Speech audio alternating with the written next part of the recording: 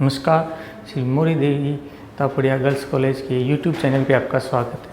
ठीक है, और अपन जो लास्ट टॉपिक अपने चल रहा था कोऑर्डिनेशन कंपाउंड, उसमें जो अपने टर्म्स की बात कर रहे थे उसमें अपन ने 2 टर्म्स है वो कंप्लीट कर ली। ठीक है, जो फर्स्ट अपने की थी coordination sphere and then second अपन ने बात की थी लिगेंड। ठीक है, तो अपन ये 2 टर्म्स इसमें कंप्लीट कर चुके थे। थर्ड जो अपन आज जो टर्म्स है उसको कर रहे हैं वो है आपके कोऑर्डिनेशन नंबर। अपन इसे हिंदी में कहें तो आप इसे समन्वय संख्या कह सकते हैं, उपसय संयोजन संख्या भी कह सकते हैं। ठीक है, तो जनरली अब अपन जो बात करेंगे इसी टॉपिक से स्टार्ट करेंगे। ठीक है, इस टॉपिक में देखो जनरली यहाँ से जो क्वेश्चन है वो किस तरह से पूछा जाएगा। क्वेश्चन के लिए ये पूछा जाएगा कि किसी कंपाउंड है, ठीक है, उसमें आपको जो उसमें समन्वय संख्या 4 है उसका कोई एग्जाम्पल लिखें।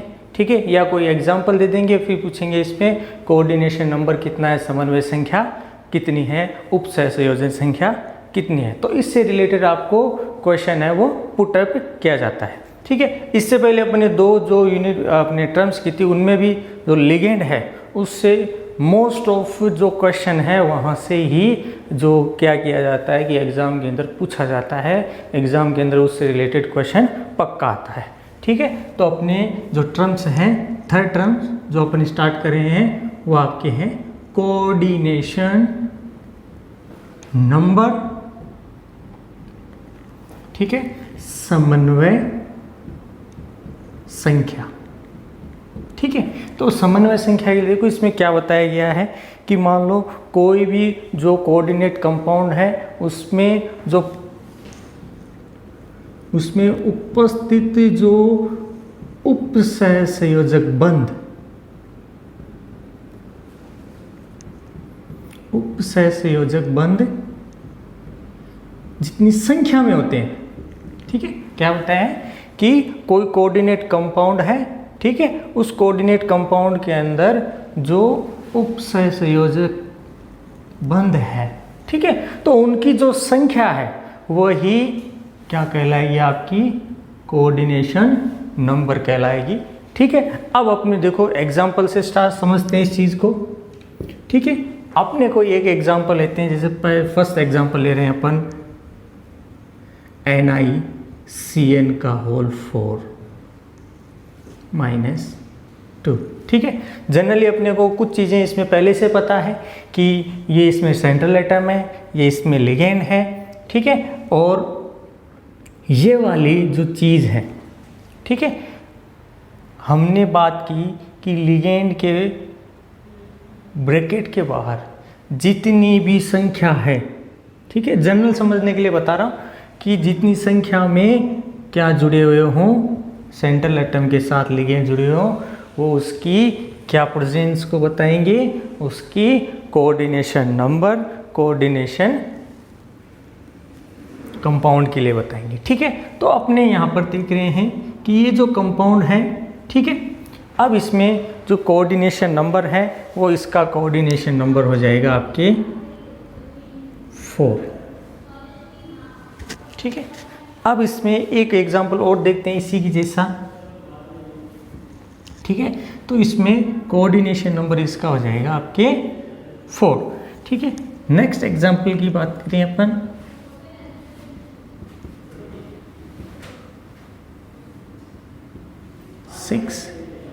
Cl3। ठीक है, तो इसके लिए देखो क्या बताएगी, यहाँ पर जो कोऑर्डिनेशन नंबर है इसके लिए इसका कोऑर्डिनेशन नंबर हो जाएगा आपके 6। ठीक है, अब 6 किस तरह से हुआ, क्योंकि क्या बताया गया है कि जो सेंट्रल एटम है, सेंट्रल एटम के साथ जुड़ा हुआ जो लिगेंड है, लिगेंड के जो कोऑर्डिनेशन बॉन्ड बनते हैं, ठीक है, उन कोऑर्डिनेशन बॉन्ड की जो रिलायबिलिटी है उसके आधार पर बताया जाता है कि इसमें समन्वय संख्या, उपसय संयोजन संख्या, ठीक है, कोऑर्डिनेशन नंबर कितना होगा। ठीक है, एक एग्जांपल और लेते हैं।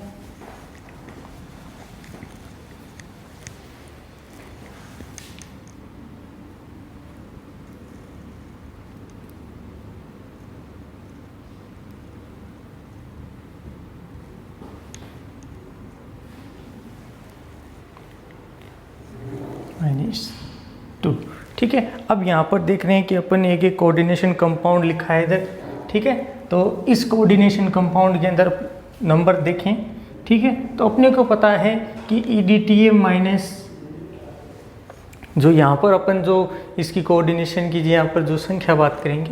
ठीक है, तो क्या बताया गया है इसके लिए, अपने को पता है ये किस तरह का लिगेंड है, ये हेक्साडेंटेट है।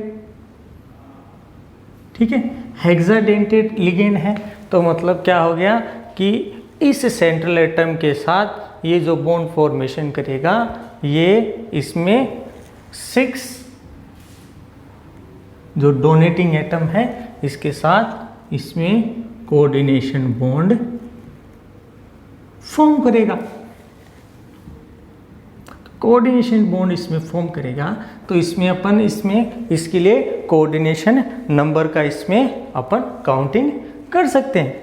ठीक है, तो ये अपने जो 4th टर्म थी कोऑर्डिनेशन नंबर। ठीक है, इसको अपन ने आज कंप्लीट कर लिया। ठीक है, नेक्स्ट अपन जो अगली टर्म्स की बात कर रहे हैं, नेक्स्ट टर्म इसमें है अपने जो सेंट्रल एटम।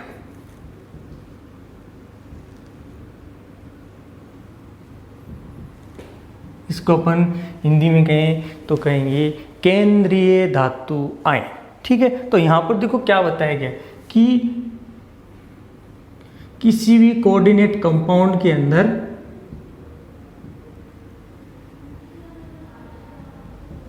जो लिगेंड है ये अपने डोनर है।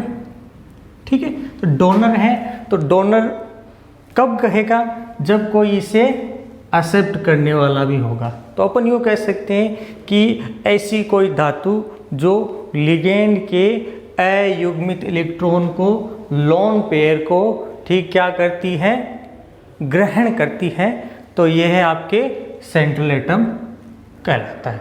ठीक है, सेंट्रल एटम के लिए आपने कोऑर्डिनेशन कंपाउंड बहुत सारे पढ़े। ठीक है, जिसमें मैंने बताया भी है कि भी ये आपके सेंट्रल एटम होगा। ठीक है, जनरली क्या बताया गया है कि कोऑर्डिनेशन कंपाउंड जितने भी हैं उनके लिए मोस्ट ऑफ ये होता है कि जिनके अंदर जो ऑक्सीडेशन स्टेट है वो बहुत ज़्यादा वेरिएबल हो, मतलब जिनमें कोऑर्डिनेशन जो ऑक्सीडेशन स्टेट है वो बहुत ज़्यादा हो, 1 2 3 4 5 6 7 तक की जो कोऑर्डिनेशन नंबर है, जो सेंट्रल एटम है उसमें ऑक्सीडेशन स्टेट उसमें मिलती हो, तो वही क्या करेंगे, ज़्यादा से ज़्यादा कोऑर्डिनेशन बॉन्ड फॉर्म करेंगे। ठीक है, तो अपने को जो डी ब्लॉक एलिमेंट्स हैं, ठीक है, डी ब्लॉक एलिमेंट्स हैं, इनमें सबसे ज़्यादा जो कोऑर्डिनेशन कंपाउंड्स हैं वो अपने को देखने को मिलेंगे। जो अपन ने पहले एग्जाम्पल लिखे उनमें भी यही चीज़ थी कि जितने भी कोऑर्डिनेट कंपाउंड हैं वो सारे इसी ब्लॉक से रिलेटेड थे। जैसे अपने एग्जाम्पल में लिखें,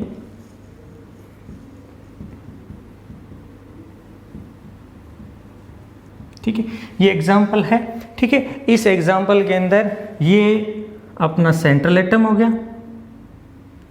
ठीक है, ये लिगेंड, ठीक है, और ये इसमें अपने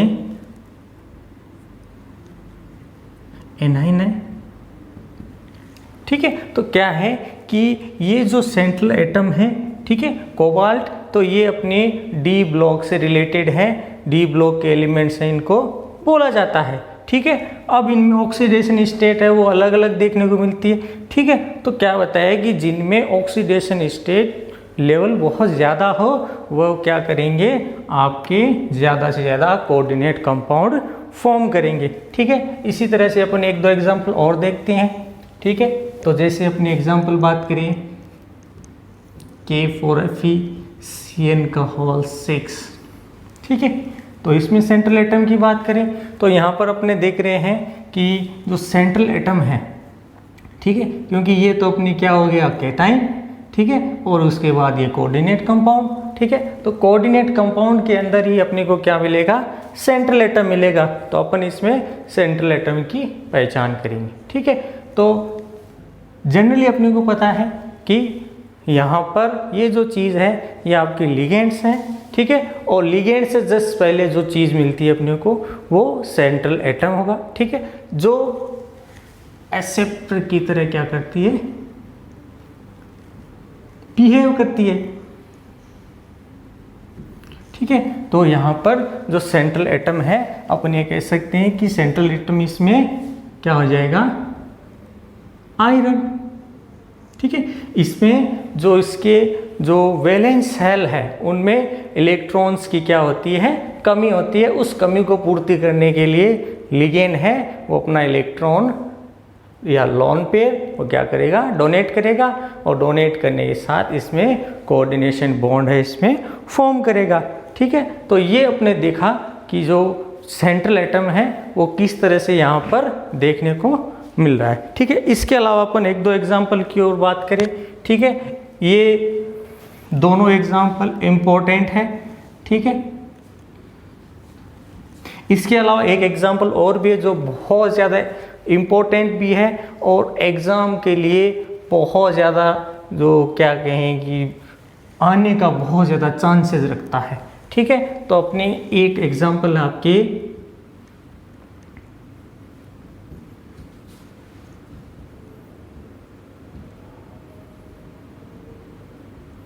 ये आपका, ठीक है। इस एग्जाम्पल में अपने देखें कि सबसे पहले अपने जनरल बात करते हैं, तो इसमें जो सेंट्रल एटम है वो अपने क्या हो जाएगा, Hg मर्क्यूरी, ठीक है, और लिगेंड इसका ये हो जाएगा, ठीक है। अब जनरली बात अपने को यहाँ पर जो मोस्ट इम्पोर्टेंट है, जो अपनी चीज़ ध्यान में रखनी है कि इसका एक विशेष नाम है, ये नेज़लर अभिकर्मक के नाम से जाना जाता है, ठीक है।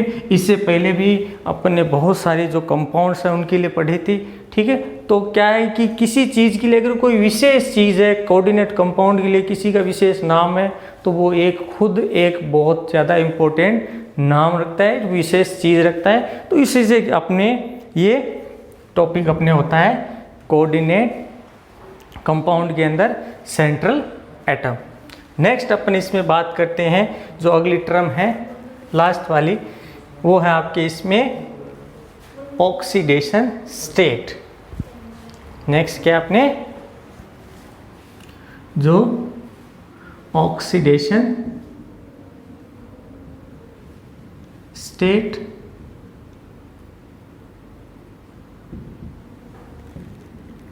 ऑक्सीकरण अवस्था, ठीक है। अब देखो अपन ने अभी एक चीज़ पढ़ी कि सेंट्रल एटम किसे कहेंगे, ठीक है। तो यहाँ पर जो नेक्स्ट टॉपिक है वो इसी से जुड़ा हुआ है कि यहाँ पर जो ऑक्सीडेशन स्टेट है वो किसकी निकाली जाएगी। तो क्या बताया है कि कोऑर्डिनेट कंपाउंड के अंदर सबसे ज़्यादा जो सेंट्रल एटम है, ठीक है, उस सेंट्रल एटम के जो लिगेंड जितने अपने कोऑर्डिनेट कंपाउंड या कोऑर्डिनेट बॉन्ड बनाएगा उसी से सेंट्रल एटम की ऑक्सीडेशन स्टेट है वो इसमें काउंट की जाएगी। ऐसे अपने एग्जाम्पल की बात करें, ठीक है। तो फर्स्ट अपना जो एग्जाम्पल रहेगा वो ये, ठीक है। अब यहाँ पर इसके लिए पूछा जाता है कि दिए गए कंपाउंड में निकल की ऑक्सीडेशन स्टेट है वो बताइए, ठीक है। तो यहाँ पर अपने इसमें ऑक्सीडेशन स्टेट की बात करेंगे तो जनरली अपने इसमें निकालने के लिए क्या बताया गया है कि सबसे पहले सेंट्रल एटम का पता करते हैं, उसके साथ कोऑर्डिनेट कंपाउंड बॉन्ड बनाने के लिए जो लिगेंड है उसको काउंट करते हैं, और नेक्स्ट जो कोऑर्डिनेशन स्फीयर है उस पर कितना चार्ज है। अगर मान लो यहाँ पर कोई कैटाइन है, कोई एनाइन है, तो उस एनाइन को उसके बाद लिखते हैं, ठीक है। अगर कैटाइन है तो उसमें पहले लिखते हैं, ठीक है। तो अब अपने इसमें कोऑर्डिनेशन निकालने के लिए जैसे मान लो अपने सेंट्रल एटम है उसकी क्या निकालनी है, ऑक्सीडेशन स्टेट निकालनी है, तो उसको क्या मान लेते हैं अपन, X मान लेते हैं, ठीक है। नेक्स्ट यहाँ पर जो लिगेंड है, ठीक है, तो यहाँ पर इसकी जो समन्वय संख्या कितनी है, 4 है, ठीक है। लिगेंड तो ये किस तरह का लिगेंड है, मोनोडेंटेड लिगेंड है, और मोनोडेंटेड में भी क्या है, एनाइनिक है, या अपन कह दें ऋणायनिक कह दें, ठीक है। और नेक्स्ट जो अपने अब यहाँ पर एक चीज़ ध्यान रखनी है, यहाँ पर अगर एनाइन प्रेजेंट है, ठीक है, जैसे मान लो यहाँ पर Cl हो या Cl3 हो, ठीक है, तब तो इसको रेगुलर इसके हिसाब से प्लस लगा के लिख देंगे। लेकिन अगर कोऑर्डिनेशन स्फीयर के ऊपर अगर चार्ज लगा हुआ हो तो इसको अपने बराबर लिख के उसके बाद की संख्या को उसको काउंट करेंगे, ठीक है। तो बात करें, ठीक है, तो ये इधर जाएंगे तो आपके ये आ जाएगी आपके कि जो कंपाउंड दिया गया है उस कंपाउंड के अंदर जो निकल की जो ऑक्सीडेशन स्टेट है वो हमें जो है +2 है। और ये चीज़ हमेशा ध्यान रखनी है कि जितने भी कोऑर्डिनेट कंपाउंड हैं उनके लिए सेंट्रल एटम है, उसके लिए जो ऑक्सीडेशन स्टेट है हमेशा पॉजिटिव आएगी, कभी भी नेगेटिव नहीं आएगी, ठीक है। तो आज अपन ने इसमें 3 तरह की अपन ने टर्म्स पढ़ी, ठीक है, और तीनों टर्म्स को बहुत अच्छे से करना है, ठीक है। मोस्ट ऑफ ये क्वेश्चन यहाँ से क्वेश्चन पुटअप किया जाता है, ठीक है, लिगेंड से क्वेश्चन पुटअप किया जाता है, ठीक है, और सेंट्रल एटम है उसके लिए क्वेश्चन पुटअप किया जाता है, ठीक है। तो आज के लिए बस इतना ही। नेक्स्ट वीडियो में अपने जो आगे की जो टॉपिक है उसको कंटिन्यू करेंगे। और इस चैनल को देखने के लिए धन्यवाद।